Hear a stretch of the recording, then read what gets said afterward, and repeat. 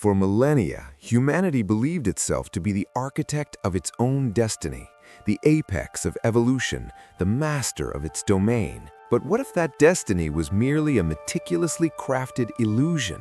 A grand narrative woven by an unseen, unheard force. Imagine an organism so ancient, so pervasive, that it doesn't just exist on Earth, but as the Earth itself. A planetary consciousness, its influence, a subtle whisper in the synapses, guiding our thoughts, shaping our decisions, from the trivial to the monumental. Could such a founding organism be the true puppeteer of our history? The silent force behind our wars, our peace, our very evolution? This isn't science fiction. This is a deep dive into the terrifying possibility of an entity with the power to rewrite existence itself, an entity mirroring the legendary founding titan, not in physical form, but in its absolute, terrifying dominion over all life. Its network, invisible yet omnipresent, is woven into the very fabric of our biology, waiting for the command to assert its will. Today, we explore the chilling evidence, the scientific theories, and the potential implications of a founding organism hidden in plain sight. From the deepest oceans to the farthest reaches of space, signs of its influence may be all around us. An organism that doesn't wield swords, but whispers commands into the very blueprint of our existence. A silent architect of fate. Prepare to question everything you thought you knew about free will and the true rulers of our world. Our journey begins with Earth's oldest and most enigmatic life forms, fungi. More specifically, the sprawling subterranean networks known as mycelium. These wood-wide webs connect entire ecosystems, sharing nutrients and transmitting warnings, and biological internet older than humanity itself. But what if this network is not merely communicative, but directive? A collective consciousness silently orchestrating the natural world. Recent discoveries show fungi can influence insect behavior, turning ants into zombies driven by a fungal agenda. The Ophiocordyceps unilateralis fungus, a master of mind control, bends its host's will for its own propagation. Could a vastly more complex planetary-scale version of this exist?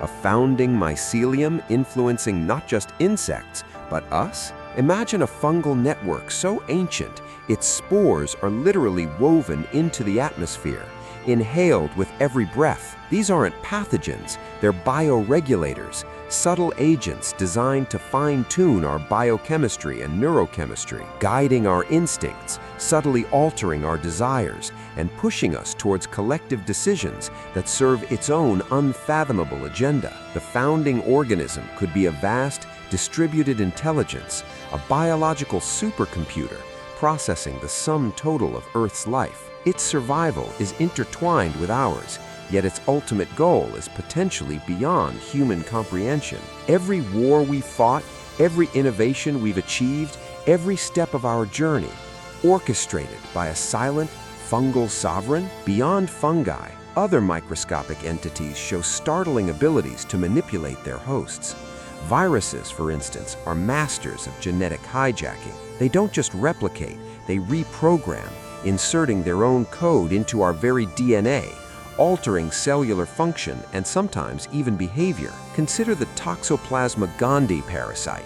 It hijacks rodent brains, making them fearless, even attracted to predators, ensuring its own transmission. The parasite doesn't kill its host directly. It engineers a specific behavioral outcome. Now, scale that up.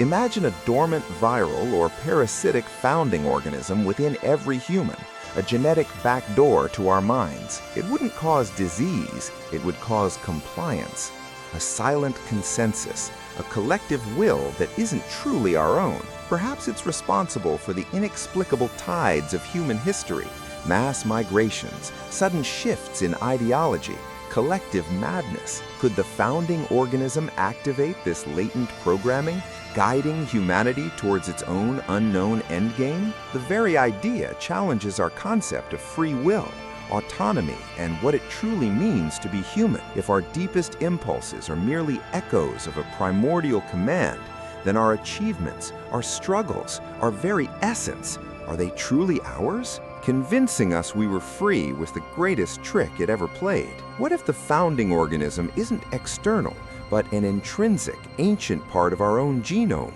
Junk DNA holding dormant directives?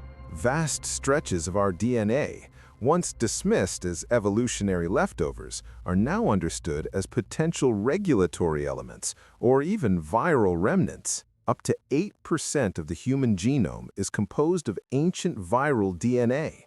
Our ancestors were constantly integrating foreign genetic material.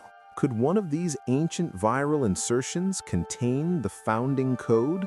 A master switch, dormant for millennia, waiting for a trigger. A trigger could be anything: an environmental shift, a specific frequency, a chemical compound, or even a collective human emotion. Once activated, this founding code wouldn't rewrite us physically, but fundamentally alter our cognitive landscape, our perception, our empathy, our very will. This isn't evolution, it's directed evolution. Humanity becoming a single, controllable unit operating under a prime directive. The paths from Attack on Titan, a metaphysical space connecting all Eldians through time and genetics, offers a fictional parallel. But what if our paths are not metaphysical, but biophysical? An ancient genomic command system connecting us all through a shared hidden code. The illusion of individuality shattered, replaced by the terrifying truth of a singular, overarching consciousness operating through us. Our greatest innovations, our scientific leaps, our artistic expressions, could they be echoes of its grand design? The ultimate form of manipulation, making us believe we're creating when we're merely executing its ancient genetic program. Beyond direct biological control lies the realm of the collective unconscious, a concept explored by psychiatrist Carl Jung. Jung theorized a shared reservoir of human experience, archetypes, and primal instincts, inherited, not learned. What if this collective unconscious isn't just a psychological phenomenon, but the very interface of the founding organism? Its messages, not genetic code, but archetypal suggestions projected into our shared dreamscapes, our deepest fears and desires. Mass hysteria, sudden cultural shifts, inexplicable trends. Could these be manifestations of its subtle, subliminal commands? The founding organism might not directly control our muscles, but shape the very frameworks of our thought, leaving us unaware. Like the founding Titan's power to manipulate memories, this entity could alter our perception of history, of reality itself. What if every myth, every legend of primordial beings or ancient gods is merely a distorted memory of this founding organism, its influence stretching back to the dawn of consciousness, shaping our very understanding of the sacred and the profane? We may not be living on a planet, but within an organism. Its thoughts, our thoughts. Its will, our will. The terrifying prospect of living our entire lives as mere extensions of a grander, hidden intelligence. A founding organism not just controlling humanity, but being humanity. In a sense, both profound and terrifying. If such an entity exists, could we ever truly detect it?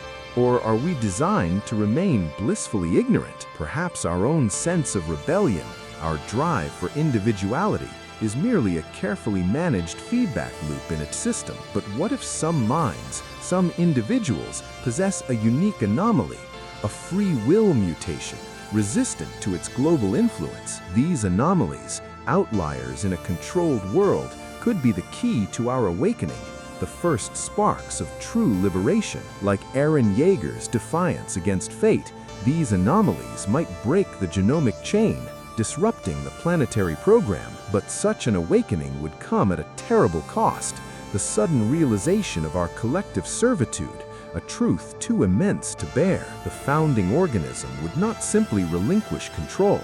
Its survival, its very existence would be at stake. A silent war, fought not with weapons, but within the very essence of our biology, our minds, our collective soul.